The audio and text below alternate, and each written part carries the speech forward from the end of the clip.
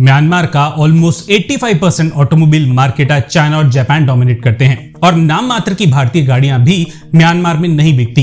ये बात आप में से शायद कुछ ही लोग जानते होंगे, लेकिन आज हम इस वीडियो में जानेंगे कि आखिरकार ऐसा क्यों है, जबकि म्यांमार का सीधा बॉर्डर भारत से लगता है और भारत दुनिया में कार प्रोडक्शन के मामले में तीसरे नंबर पे आता है। पहले थोड़ा म्यांमार के बारे में समझ लेते हैं। म्यांमार एक ऐसा देश है जिसका बॉर्डर भारत के 4 स्टेट्स मिजोरम, मणिपुर, नागालैंड और अरुणाचल प्रदेश से सीधा लगता है। इतना पास होने के बावजूद भारत का म्यांमार के कार मार्केट में कोई खास वजूद नहीं है और इसकी वजह समझने के लिए हमें थोड़ा पीछे जाना होगा। 2011 में म्यांमार में कार को इंपोर्ट कर पाना लगभग ना के बराबर था, क्योंकि वहां की मिलिट्री गवर्नमेंट ने इंपोर्ट पे बहुत सख्त पाबंदियां लगा रखी थी। इसकी वजह से एक वक्त पे म्यांमार दुनिया के सबसे महंगे कार मार्केट्स में से एक था। 2011 में जब वहां की गवर्नमेंट ने इकोनॉमी खोली और कार इंपोर्ट अलाउ किया, तब पहले 1 लाख से ज्यादा गाड़ियां सिर्फ जापान और साउथ कोरिया से इंपोर्ट की गई। उसी वक्त से जापानीज कार्स की म्यांमार पे एक बहुत गहरी पकड़ बन गई। टोयोटा, निसान, होंडा, सुजुकी ये नाम म्यांमार के लोगों के लिए एक भरोसे की पहचान बन गए और 2023 तक टोटल यूज्ड कार इंपोर्ट का 78% हिस्सा जापानीज गाड़ियां थी। अकेले टोयोटा की म्यांमार के यूज्ड कार मार्केट में 52% हिस्सेदारी थी।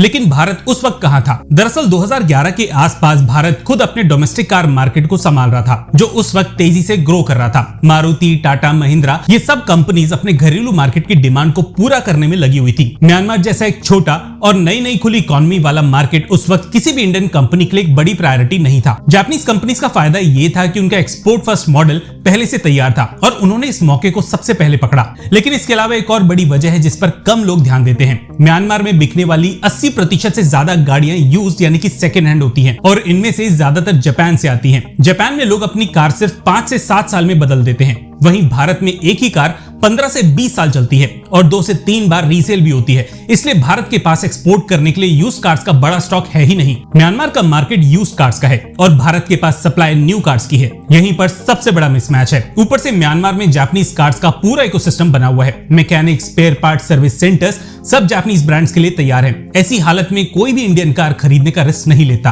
अब बात करते हैं चाइना की, जो जापान के बाद म्यांमार के कार मार्केट में घुसा, लेकिन चाइना ने एक बिल्कुल अलग रास्ता चुना। म्यांमार की सरकार ने 2023 में इलेक्ट्रिक गाड़ियों पे टैक्स की छूट दी और इंपोर्ट ड्यूटी घटा दी। चाइना ने इस मौके को पकड़ा। BYD, MG, लीप मोटर जैसी चाइनीज ब्रांड्स एक के बाद एक म्यांमार में आने लगे। सितंबर 2025 में यांगाओ में म्यांमार ऑटो एक्सपो हुआ, जिसमें 35 ब्रांड्स ने हिस्सा लिया और 35 के 35 ब्रांड्स चाइनीज थे। अक्टूबर 2024 में म्यांमार में 5816 रजिस्टर्ड इलेक्ट्रिक गाड़ियां थी, जो अगस्त 2025 तक बढ़कर 9026 हो गई। 2024 तक चाइना के ब्रांड्स म्यांमार के नए कार मार्केट में 88% से ज्यादा हिस्सा ले चुके थे और सिर्फ BYD का कार मार्केट शेयर 32% था। और ये सब तब हुआ जब म्यांमार की इकोनॉमी क्राइसिस में थी। 2021 के मिलिट्री कू के बाद वेस्टर्न सैंक्शंस लगे हुए थे और 2024 में कंज्यूमर प्राइसेस 29% तक बढ़ चुके थे। इतने मुश्किल हालात में भी चाइना के ब्रांड्स वहां टिके रहे, क्योंकि चाइना ने म्यांमार की मिलिट्री गवर्नमेंट के साथ अपने रिलेशंस बनाए रखे और वेस्टर्न सैंक्शंस का चाइना पे कोई भी असर नहीं पड़ा। अब सवाल ये उठता है कि जब चाइना ईवीज लेकर म्यांमार में घुस सकता है तो भारत क्यों नहीं? इसकी वजह सीधी है। 2024 में भारत का अपना डोमेस्टिक ईवी मार्केट सिर्फ 2% का था और भारत अभी भी अपने ईवी सेक्टर को खुद मजबूत करने की तरफ बढ़ रहा है। अब क्योंकि भारत में ईवीज का पेनिट्रेशन कम है, इसलिए प्रोडक्शन भी छोटे लेवल का है, इतना छोटा कि डोमेस्टिक और एक्सपोर्ट मार्केट को एक साथ नहीं संभाला जा सकता। चाइना ने जब म्यांमार में ईवीज उतारे,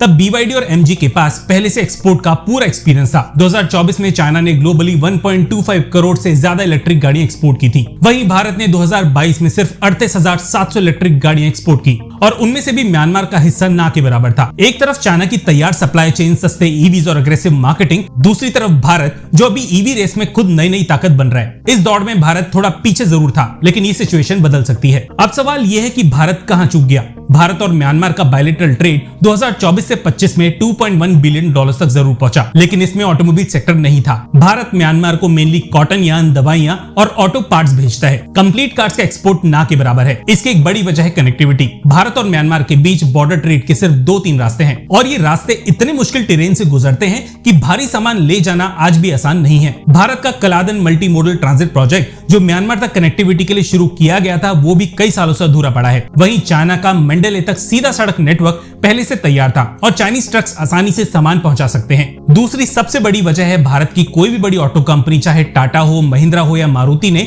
म्यांमार में शोरूम, डीलरशिप या सर्विस नेटवर्क बनाने की कोई कोशिश नहीं की। जापानीज कंपनीज ने ये सब बहुत पहले कर लिया था और चाइनीज कंपनीज ईवी रेवोल्यूशन के साथ वहां घुस गई। भारत ने ये मौका देखते देखते जाने दिया। एक छोटी सी उम्मीद जरूर है क्योंकि जनवरी 2024 से रूपी कया ट्रेड सेटलमेंट शुरू हुआ है और म्यांमार के कुछ ट्रेडर्स इंडियन साइट से ऑटो पार्ट्स खरीदते हैं। लेकिन जब तक भारत की कोई बड़ी कंपनी वहां सीधे नहीं उतरती तब तक ये सिर्फ कागज की उम्मीद है। म्यांमार का कार मार्केट अभी बहुत छोटा है। 2024 में सिर्फ 4194 नए कार्स बिकी, लेकिन ये मार्केट आने वाले सालों में बढ़ सकता है। और अगर भारत ने अभी भी ध्यान नहीं दिया तो नेपाल की तरह म्यांमार में भी भारतीय ऑटोमोबाइल इंडस्ट्री का टिकना मुश्किल हो जाएगा। आपको क्या लगता है, क्या भारत की ऑटोमोबाइल कंपनीज को म्यांमार जैसे नेबरिंग मार्केट्स पे ज्यादा ध्यान देना चाहिए? हाँ या ना में अपना जवाब कमेंट सेक्शन में जरूर दीजिएगा। और अगर वीडियो पसंद आई है तो वीडियो को लाइक करने के बाद चैनल को सब्सक्राइब भी कर लीजिएगा। धन्यवाद। जय हिंद।